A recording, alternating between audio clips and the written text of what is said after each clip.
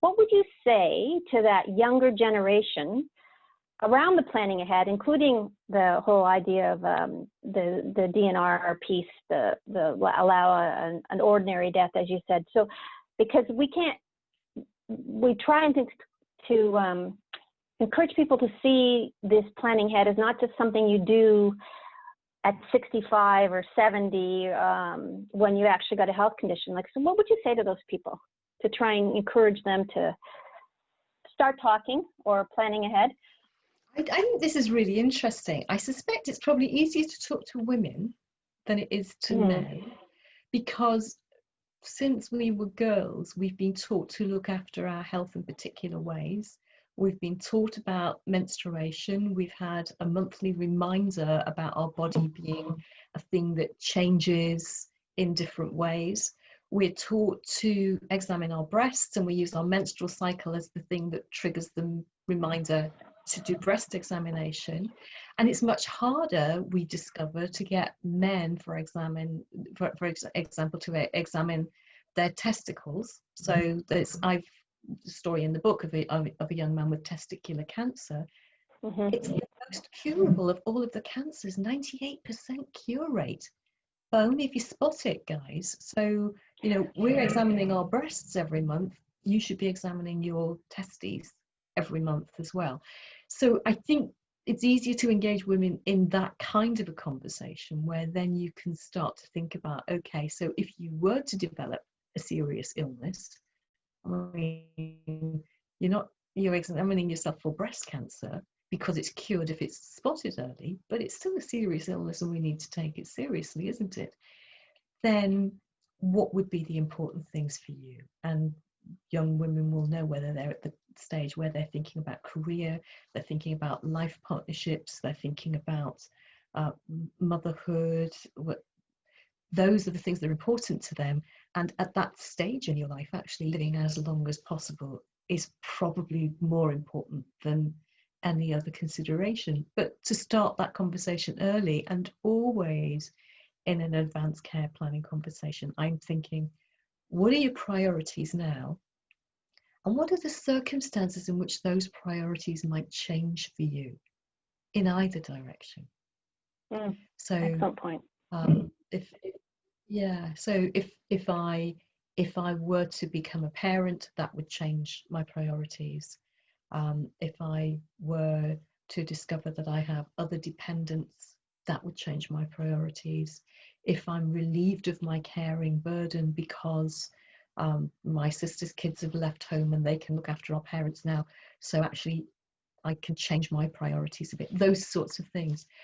I suspect for men, particularly of a certain generation, that's a more difficult conversation because they have a much more narrow field of focus about making a family safe and whole, mainly by their income. And also, obviously, you know, being a good dad, being a good spouse is a really important part of that. But we still know that the lion's share of all of those things in North America, as much as it's still in Europe, is done by the mums in the house.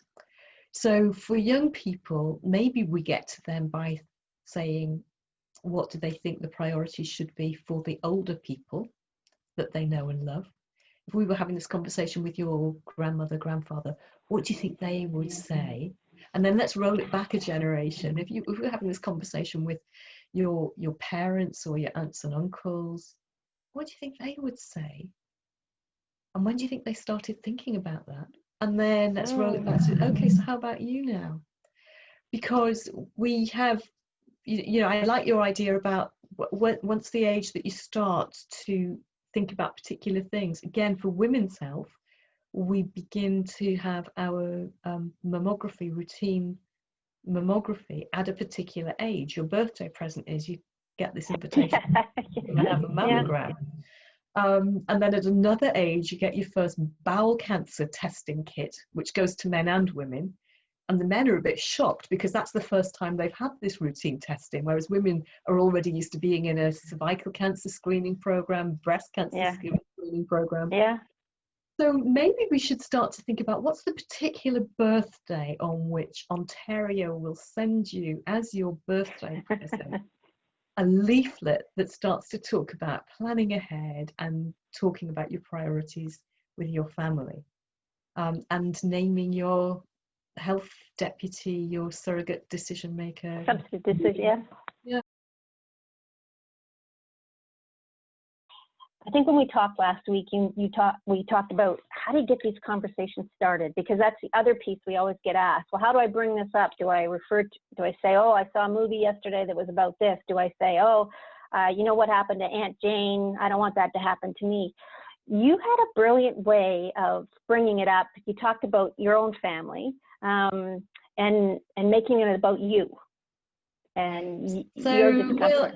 So I have a lot of conversations with people in my generation or a bit younger who are trying to get this conversation started with their elders.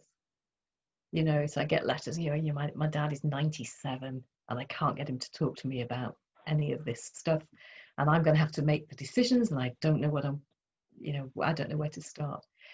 And what I observe is that all of the time those conversations are going on in families, it's almost as though the kids have taken over the parenting of the parents.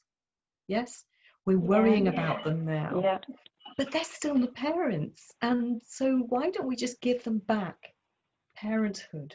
So something that's really helpful for people is to be able to say, Mom, Dad, I need to talk to you sometime about something that I'm worrying about. So here's the first thing. That's an invitation. It's not right. We're going to talk about this now.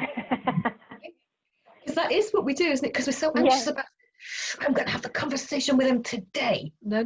Okay, so Mum, Dad, there's something that I'd like to talk to you about. It's something that I feel really a bit het up about. I'm anxious about it. Sometimes I wake up in bed worrying about it at night time. And I wonder if you can help me to get something straight in my mind so that I feel better about it. Now here is this parent being asked by their child to help their child. That's the right order of things. Okay, so the thing is, Dad, I just worry that someday you might get sick and just be too sick to say what you want, and the doctors are going to phone me and they're going to say, what shall we do? And Dad, I don't know what you would want, and I hope it never happens, but I just would feel so much better if I could talk to you about what you would want. So then, I'll know if they call me, this is okay, Dad and I have talked about this. So, maybe next time I visit, or can we organise maybe sometime in the next couple of weeks on a video call? Could we just give that, 10, 15 minutes, just mull it over a bit? There we are. So now we've said what it is. We haven't started the conversation. We've only stated the intention to have the conversation. And we've given the power to the person who matters most, who is the person whose decisions we're talking about. And I think that parents sometimes resist the conversation because they think it's going to make us upset as they're parenting us. And they also resist the conversation because it feels like a bit of a power grab. And they are noticing that change from them parenting us to us parenting them. And we're probably a bit more bossy as parents than we realise. We're parenting up instead of parenting down. Yeah.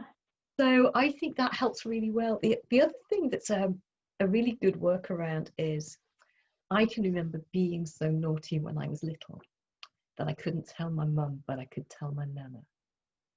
And we've all had that skipped generation thing where you can talk to a grown-up who really loves you, but because they're not your parent, they don't have to do that parent thing.